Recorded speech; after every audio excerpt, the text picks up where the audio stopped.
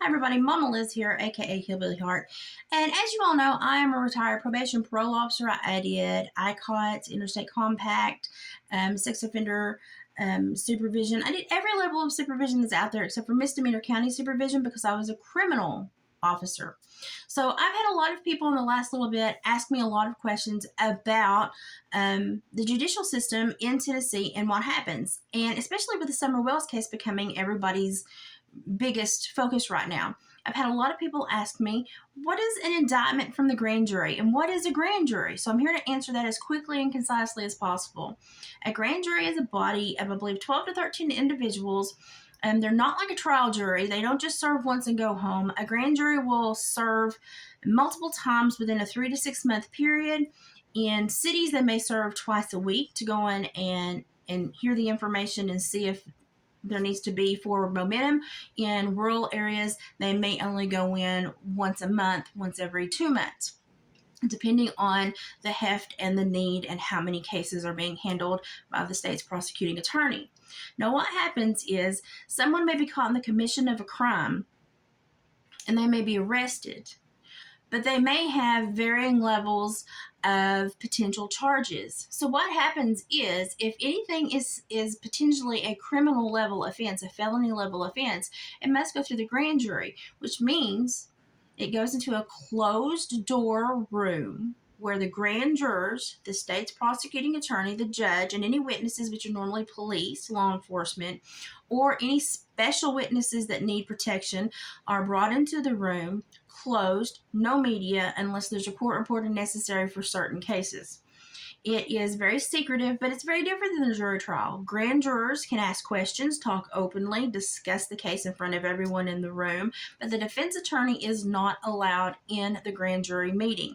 Now, a good defense attorney will create a packet or a letter that can be disseminated to the grand jurors, but they cannot actively be in the grand jury meeting. And what the state's prosecuting attorney does is present all the evidence, and the grand jurors have to decide if there is probable cause to apply formally an indictment for a criminal felony level offense. It doesn't have to be unanimous. Normally, I think it's 9 out of the 12 or 13 that have to say, yes, there's probable cause found. This needs to proceed to criminal court, be bound over to criminal court. So a grand jury can do 3 things. They can find probable cause and bound that case over to criminal court for felony